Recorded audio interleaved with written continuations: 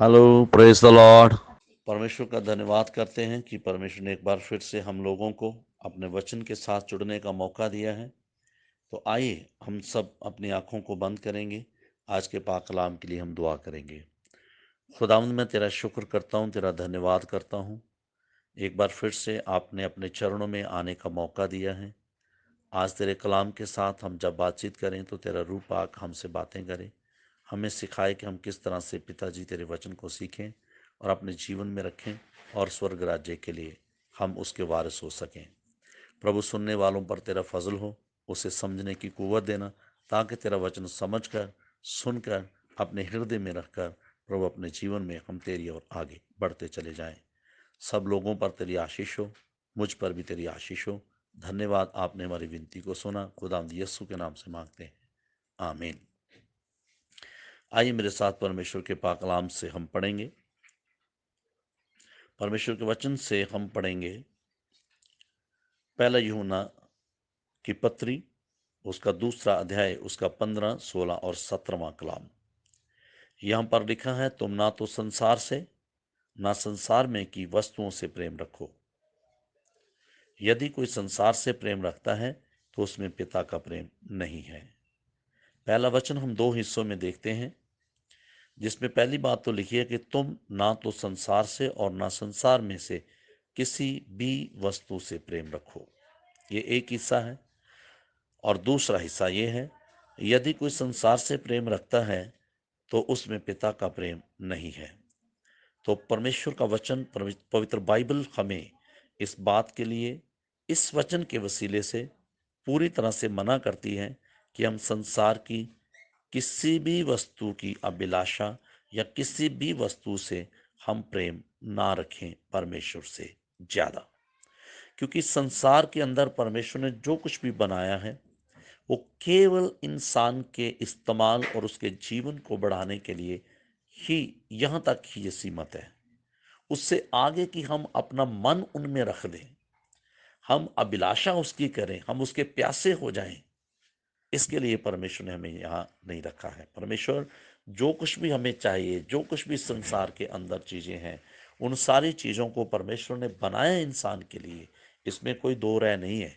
लेकिन इसकी अभिलाषा हम करें, इसको इसको मानने लगे, इसको खुदा से ज्यादा प्रेम करने लगे और इसी के अंदर हम अपने जीवन को रख दें, ये परमेश्वर को अच्छा नहीं लगता। परमेश्वर कहता है, संसार की किसी भी चीज को तुम उसकी अभिलाषा ना रखो, उससे प्रेम ना रखो। यानी ये चीज हम इस्तेमाल कर सकते, प्रेम नहीं कर सकते। ये नहीं है कि एक तरफ परमेश्वर हो, एक तरफ संसार की कोई चीज हो, तो हम परमेश्वर को छोड़ दें और उस चीज के पीछे जाएं। तो इसका मतलब है कि हमारा प्रेम इस संसार की उस वस्तु से है, यानी परमेश्वर से नहीं है।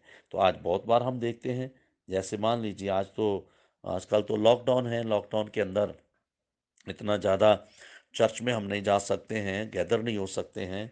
हमारे पास अभी हुकूमत की तरफ से ये हुक्म है इस महामारी के अंदर कि आप लोग चर्च में नहीं आ सकते। लेकिन जब ये महामारी नहीं थी, तब की बात मैं कर रहा हूँ, तब क्या होता था, एक तरफ हमारे रिश्तेदार हैं, दूसरी तरफ चर्च है। तो हम दुनियावी रिश्ते को, शारीरिक रिश्ते को निभाने के लिए अपने आत्मिक रिश्ते को भूल रहे थे। तो इसका मतलब क्या, हम संसार की अभिलाषा में हैं, फंसे हुए हैं अभिलाषा के अंदर। कई बार हम देखते हैं चर्च जाना है और साथ में अच्छा पैसा कमाने का ऑफर भी है, तो हम चर्च छोड़ते हैं और वहां अपने काम पर जाते दिहाड़ी लगाते हैं। तो ये क्या संसार की अभिलाषा है, संसार के लिए हम जी रहे हैं। बहुत बार हम इन चीजों को, हम ऐसे कई सारी उदाहरणों से हम देख सकते हैं कि हम संसार से प्रेम रखते हैं, हमारा प्रेम संसार से है। हम बहुत बार देखते हैं कि अपना दशमांश, अपनी भेंटें, अपना सब जो कुछ भी है, परमेश्वर को जो देना चाहिए हम नहीं देते हैं, क्योंकि हमें संसार से प्रेम है और हम संसार के साथ आगे बढ़ रहे हैं। तो परमेश्वर कहते हैं कि संसार के साथ उसकी अभिलाषा ना करो, उससे प्रेम ना रखो, क्योंकि जिसमें संसार का प्रेम है, जिसमें संसार को प्रेम है, संसार से जिसको प्रेम है, वो परमेश्वर के प्रेम से खाली है, उसके अंदर परमेश्वर का प्रेम नहीं। इसलिए कोई भी कभी परिस्थिति बनती है आपके जीवन के अंदर कि आपको चुनाव करना है, आपको ये बताना कि आप किससे प्रेम करते हो, तब आपको पता चलेगा कि आप किससे प्रेम करते हो, परमेश्वर से प्रेम करते हो या संसार से प्रेम करते हो। क्योंकि बाइबल में लिखा, संसार से मित्रता, परमेश्वर से बैर है। अगर आप संसार से प्रेम रखते हैं, संसार की चीजों से प्रेम रखते हैं, संसार की अभिलाषा करते हैं, इन चीजों के पीछे भाग रहे हैं दिन रात और परमेश्वर की परवाह नहीं कर रहे, आप तौबा नहीं कर रहे, आप दारू के पीछे हैं, आप बीड़ी के पीछे हैं, आप रुपए पैसे के पीछे हैं, ऐसी चीजों के पीछे, संसार के पीछे, गाड़ियों के पीछे, मोटरों के पीछे बेईमानी कर रहे हैं, सब कुछ ऐसा कर रहे हैं, तो इसके लिए आपके साथ इस बात को समझना है आपको कि आप में परमेश्वर का प्रेम बिल्कुल भी नहीं है। तो परमेश्वर कहते हैं कि अगर आपको परमेश्वर से प्रेम करना है तो संसार का आपको तिरस्कार करना होगा, संसार की चीजों को आपको छोड़ना होगा, तभी आप परमेश्वर से प्रेम रख सकते हैं।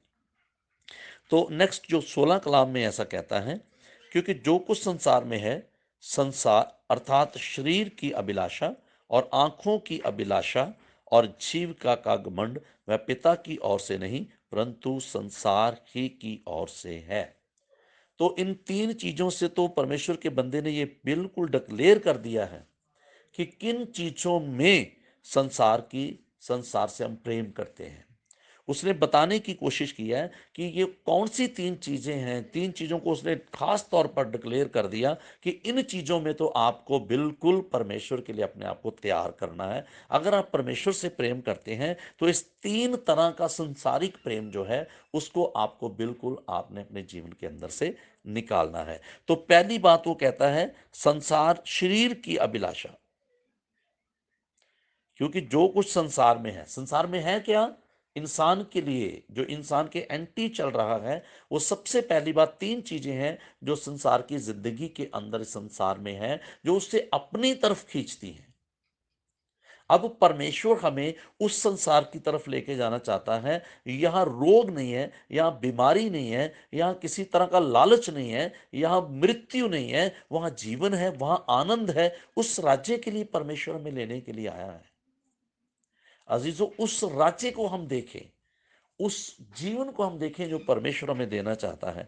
लेकिन संसार की जो ये तीन चीजें हैं वो हमें संसार की ओर खींचती हैं। अब देखिए कि हमारे और संसार के अंदर, परमेश्वर के अंदर क्या रिश्ता है। परमेश्वर चाहते हैं कि हम इन तीन चीजों से बचकर, इन तीन तीन चीजों से हटकर, इनसे पीछे हट जाएं और परमेश्वर को चुनें, उसके प्रेम को चुनें और उसकी ओर देखें और उसके साथ जाने के लिए अपने आप को तैयार करें। ये चीजें हैं। तो सबसे पहली बात हम देखते हैं, वो कहता है शरीर की अभिलाषा। हम जब परमेश्वर के वचन में लूका रचित सुसमाचार उसका 19वां अध्याय और उसके 16वें कलाम में देखते हैं, तो वहां पर हम देखते हैं दो व्यक्तियों का जिक्र देखते हैं। वहां पर दो व्यक्तियों का जिक्र है और उस जिक्र के अंदर हम देखते हैं कि एक अमीर बंदा है और एक गरीब करके इंसान है जिसका नाम मेंशन किया गया वहां पर, लाजर। क्योंकि लाजर का इतिहास है इस बाइबल के अंदर। तो बाइबल कहती है कि गरीब लाजर अमीर व्यक्ति की ड्यूटी पर पड़ा रहता था। उसके अंदर भी कई तरह की अभिलाषाएं होंगी, लेकिन बाइबल में लिखा है वो उन चीजों को ऐसे नहीं करना चाहता था। बाइबल में ऐसा लिखा है कि वो धनी आदमी जो इस शरीर की अभिलाषाओं को पूरा करता, लिखा है वो बैंगनी और किरमिची रंग के वस्त्रों को पहनता था, वो भोग विलास में नित्य लगा रहता था। हम देखते हैं कि वो अपनी जिंदगी में ऐशो आराम कर रहा था, संसारिक चीजों को भोग रहा था। वो यही शारीरिक अभिलाषा है। हम संसारिक चीजों को भोगते परमेश्वर को छोड़कर, परमेश्वर से दूर जाकर। फिर और हम देखते हैं परमेश्वर के वचन से और भी एक एक एक हम गवाही को देखते हैं कि जैसे एक व्यक्ति, उसके दो पुत्र हैं, दो बेटे हैं, और एक बेटा जो छोटा है उसने अपनी सारी पूंजी अपने पिता से ले ली, जिसको अड़ाऊ पुत्र के नाम से भी हम जानते हैं। लिखा कि उसने सारी पूंजी अपनी ली और संसार के अंदर चला गया, पिता की खजूरी को छोड़कर वो संसार के अंदर गया और वहां जाकर उसने शरीर का अभिलाषा को पूरा करना चाहा। उसने अपने शरीर की जरूरतों को, उसके लिए, शरीर के लिए नशा किया, शरीर के लिए गंदमंद खाया, शरीर के लिए व्यभिचार किया, शरीर के लिए वो जिया। उस शरीर का अभिलाषा उसके अंदर थी, उसमें पिता का प्रेम नहीं है। एक तरफ पिता है जो उसे मना कर रहा है कि बेटा तू ऐसा मत कर, इस शरीर का अभिलाषा को पूरा करने के लिए तू मेरी हजूरी को छोड़कर, तू मेरे घर को छोड़कर मत जा। लेकिन उसने शरीर की अभिलाषा को पूरा करने अपने पिता के साथ रहना नहीं चाहा। आज भी लोग परमेश्वर के साथ क्यों नहीं रहते? लोग परमेश्वर के साथ रहकर, तौबा करके, बपतिस्मा लेकर के और चर्च जाकर के, वचन पढ़कर, प्रार्थना करके जीवन क्यों बिताना नहीं चाहते? क्योंकि वो जानते हैं कि अगर हम पिता से प्रार्थना करेंगे, अगर हम तौबा कर लेंगे, अगर हम बपतिस्मा ले लेंगे तो हम दारू नहीं पी सकेंगे, अगर हम बपतिस्मा ले लेंगे तो हम गंदे मंदे काम नहीं कर पाएंगे, अगर हम बपतिस्मा ले लेंगे, तौबा करेंगे, चर्च आएंगे, हम व्यभिचार नहीं कर पाएंगे। क्योंकि परमेश्वर इन चीजों से अलग है। परमेश्वर इन चीजों से हमें बाहर निकालता, इसलिए वो कहता इन इस शरीर की अभिलाषा मत रखो। अगर तुम शरीर की अभिलाषा में, तुम मुझसे प्रेम नहीं कर सकते। अगर तुझे मुझे प्रेम करना है तो तुम्हें ये शरीर की अभिलाषा को छोड़ना होगा। अजीजों, हम देखते हैं कि परमेश्वर के प्रेम से, पिता के प्रेम से वो बेटा अलग हो गया अपने शरीर की अभिलाषा को पूरा करने के लिए। इस बात से हम सीखते हैं कि अगर हम शरीर की अभिलाषा को पूरा करने के लिए लगे हुए हैं तो हम पिता से प्रेम नहीं कर सकते। अगर आपको पिता से प्रेम करना है, यीशु से प्रेम करना है, तो आपको शरीर की अभिलाषा को अपने अंदर से निकालना होगा। उसके बाद हम देखते हैं दूसरी बात, ये शरीर की अभिलाषा, बहुत सारी एग्जाम्पल्स हम देख सकते हैं इसमें। शरीर की अभिलाषा, राजा दाऊद ने अपने शरीर की अभिलाषा के कारण एक पुत्र की प्राप्ति की। उसने गुनाह किया, और बाइबल में ऐसा हम देखते हैं, वचन में लिखा है कि उसने और कोई भी गलती नहीं की। ये उसका गुनाह गंभीर था, जो लास्ट में भी बोला गया कि एक ये गुनाह को छोड़ करके उसके अंदर कोई और दूसरा गुनाह नहीं था। मेरे अजीजों, राजा दाऊद भी उसमें पछताया है, उसने अंगीकार किया है, उसने तौबा की है, उसने पश्चाताप किया उस गुनाह के अंदर से, और उस अभिलाषा को उसने अपने अंदर से खत्म किया आगे के लिए। लेकिन जो अभिलाषा उसके अंदर थी उसके लिए अंगीकार, आज प्रभु भी कहता है अपने पापों से मुड़ो, अंगीकार करो, तौबा करो, तुम्हारे पाप मिट जाएंगे और स्वर्ग से आपके लिए सुख आएगा। अजीजों, हर व्यक्ति ने पाप किया है। रोमियो 3:23 में लिखा है, सबने गुनाह किया और सब खुदा के जलाल से रह गए। कोई ऐसा नहीं जिसने गुनाह नहीं किया, लेकिन परमेश्वर चाहते हैं कि हम अपने गुनाह से फिरें, अपना मन फिराएं, तौबा करें और यीशु मसीह को अंगीकार करें, उसको माने, उसको स्वीकार करें, उसको उसको अपना मुक्तिदाता ग्रहण करें। परमेश्वर चाहते हैं ऐसा, लेकिन हम ऐसा नहीं कर रहे, क्योंकि हम अपने शरीर की अभिलाषाओं में फंसे हुए हैं, संसार की अभिलाषा में फंसे हुए हैं। हम देखते हैं परमेश्वर के वचन में ये संसार की अभिलाषा थी, उसे संसार का प्रेम चाहिए था। राजा नबूकदनेस्सर, और कई चीजें हैं जहां हम देखते हैं, राजा अहाब, उसे संसार की अभिलाषा थी, उसी अभिलाषा में वो मरा। मेरे अजीजों, हम देखते हैं एली और उसके बेटे संसारिक अभिलाषा के कारण मरे। हम देखते हैं परमेश्वर का वचन कहता है कि वो अपने बच्चों को डांटता, लेकिन उसे मना न कर पाया, और उनके बच्चों के कारण उनको भी दंड मिला, एली को भी। परमेश्वर का वचन हम यहाँ पर देखते कहते हैं, ये संसार की अभिलाषा से हम अपने आप को अलग करें। फिर वो कहता है शरीर की अभिलाषा, शरीर की अभिलाषा, शरीर की अभिलाषा हम ना करें मेरे अजीजों। और दूसरा वचन कहता आंखों की अभिलाषा।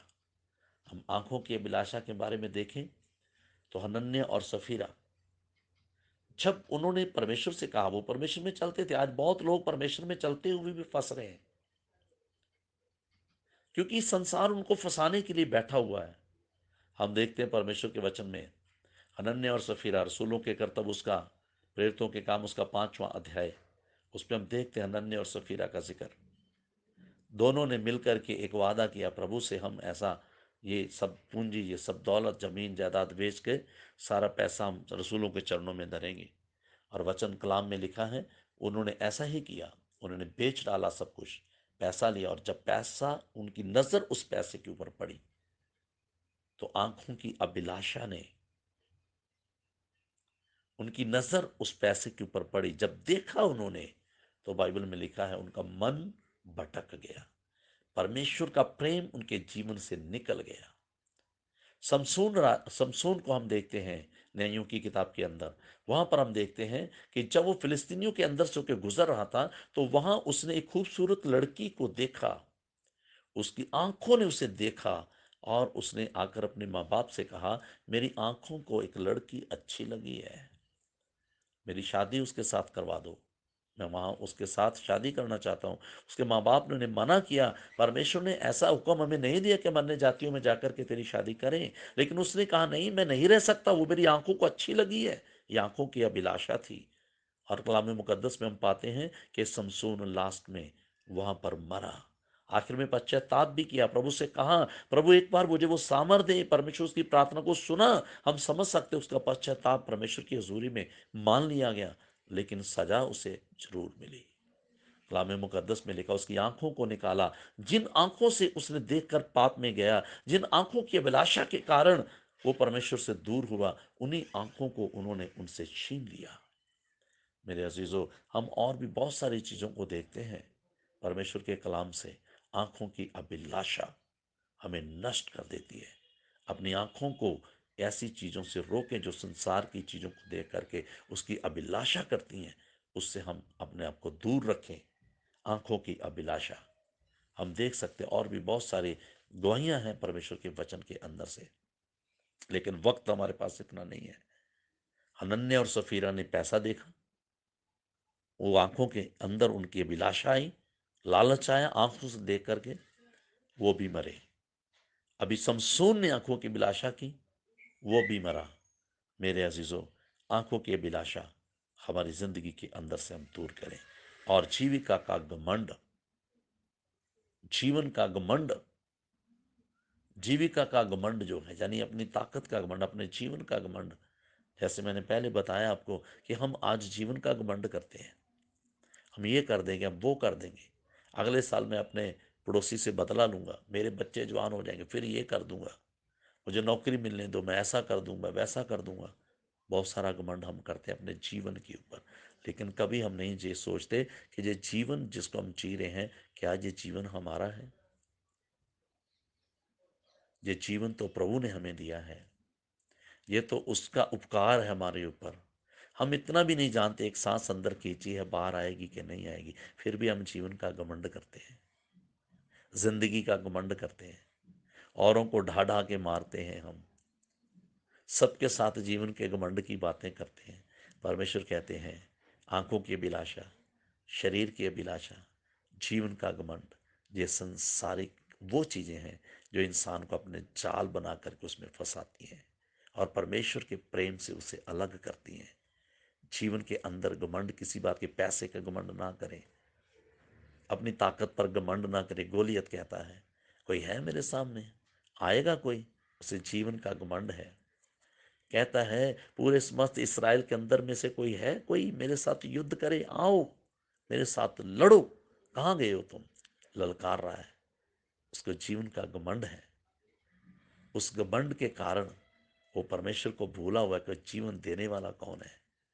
हम उस चीज को भूल जाते हैं। ये जीवन हमें जो दिया है, किसने दिया है? मेरे अजीजों, उसी समय खुदा ने राजा दाऊद को तैयार किया और उसके हाथों से उसे मरवा दिया। अब उसका जीवन कहाँ है जिसका वो घमंड कर रहा था? बहुत सारे लोग हैं जो जीवन का घमंड करते हैं। जीवन का घमंड करना नहीं चाहिए, क्योंकि ये जीवन हमें जो दिया है, परमेश्वर ने दिया है। इस जीवन की एक एक सांस जो है वो परमेश्वर की तरफ से मिलती है। ये जीवन मेरा और आपका नहीं है, जीवन परमेश्वर ने दिया हम लोगों को। इसीलिए गीत हम गाया करते हैं, जो बहुत अच्छा गीत है, जीवन तुम्हारा मसीह ने दिया है, ये उसकी दया की बात है, जितना संभल कर चलना सकोगे, उतनी मुसीबतें आती है, जीवन तुम्हारा मसीह ने दिया है, ये उसकी दया की बात है, उज्ज्वल भविष्य बना ही रहेगा, घर वो तुम्हारे साथ है, जीवन के भेदों को समझ न पाए, दीवारें ऐसी तुम तोड़ दो, प्रभु के लिए काम न आए, ऐसे जीवन को तुम छोड़ दो, गुलशन में रहकर जो खुशबू न दे, ऐसे फूलों को तुम तोड़ दो, प्रभु के लिए। जीवन मसीह में है जरूरी, पग पग पर बांधाएं आती है। जीवन मसीह में है जरूरी, पग पग पर बांधाएं आती है, जितना संभल कर चलना सकोगे, उतनी रुकावटें आती हैं, आगे बढ़ने से रोक रही जो दीवारें ऐसी तुम तोड़ दो, प्रभु के लिए काम न आए, ऐसे जीवन को तुम छोड़ दो, गुलशन में रहकर जो खुशबू न दे, ऐसे जीवन को तुम तोड़ दो, प्रभु के लिए।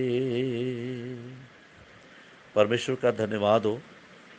इस गीत में परमेश्वर की तारीफ करते हुए हम गा रहे थे कि जो जीवन है परमेश्वर ने हमें दिया है, इसलिए हमें जीवन का कोई भी घमंड नहीं होना चाहिए। ये परमेश्वर की दया है हमारे ऊपर जो हम ये जीवन जी रहे हैं।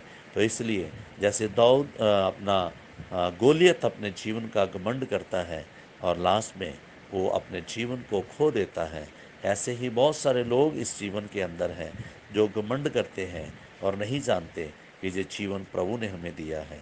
इसलिए हमें अपने जीवन का घमंड नहीं करना चाहिए। और वचन कहता है कि वह पिता की ओर से नहीं है परंतु संसार ही की ओर से है।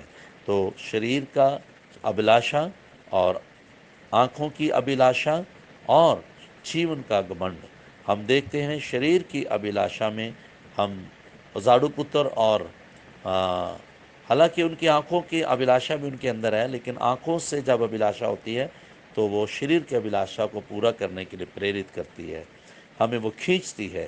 पहले हम आँखों से देखते हैं, फिर वो शरीर की अभिलाषा जो है जब होती है तो हमारी आंखें ज़बरदस्त उन चीज़ों को ढूंढती है जिन चीज़ों को शरीर की अभिलाषा होती है। तो जो तीनों चीज़ें साथ साथ में काम करती हैं। और जीविका का घमंड, हम अपने जीवन के बारे में सोचते नहीं है, हम अपने जीवन का घमंड करते रहते हैं। मेरा जीवन ऐसा है, मैं अपने जीवन में ये कर दूंगा, मैं अपने जीवन में वो कर दूंगा। ये जीवन का घमंड, ये तीनों चीज़ें परमेश्वर का वचन कहता है कि ये संसार का बनाया हुआ एक चाल है शैतान के द्वारा, जिसमें वो खुदा के लोगों को फंसाना चाहता है। और वह कहता है ये सारी चीज़ें संसार के तरफ से है।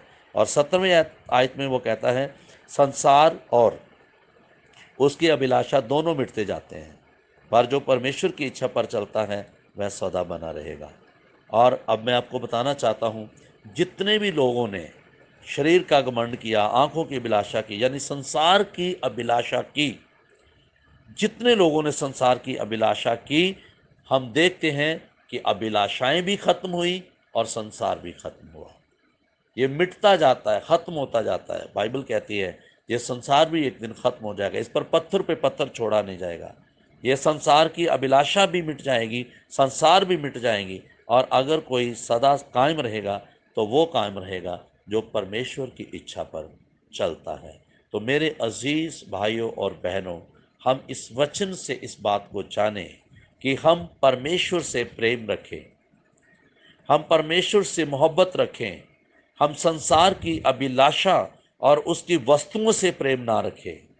विशेष तौर पर बाइबल कहती है जो संसार के साथ प्रेम रखता है और उसकी अभिलाषा करता है उसमें परमेश्वर का प्रेम नहीं है।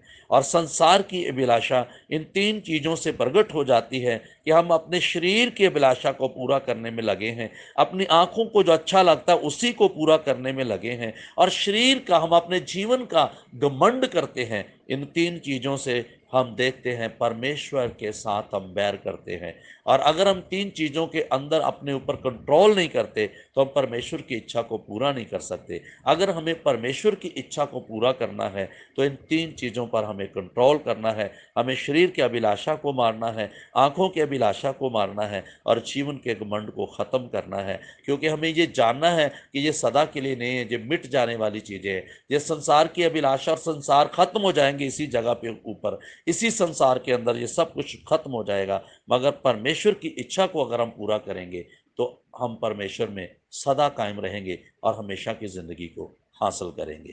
खुदावंद आप सब लोगों को बरकत दे। अजीजों, हम आखिरी वक्त में हैं, आखिरी समय में हैं। हम इन चीज़ों को गंभीरता से लें और परमेश्वर के साथ चलें, परमेश्वर से प्रेम रखें और संसार की अभिलाषा में अपने आप को ना रखें, आंखों की अभिलाषा में अपने आप को ना रखें, जीवन के घमंड के अंदर अपने आप को ना रखें। हम नम्र बने, दीन बने और परमेश्वर की इच्छा को जानें, उसकी इच्छा को समझें और उस पर चलने का प्रयास करें। अगर हम ऐसा करेंगे तो हम अनंत जीवन पाएंगे, क्योंकि परमेश्वर के वचन में लिखा है, मेरे पिता, मेरा काम यही है कि मैं अपने भेजने वाले की इच्छा को पूरा करूं।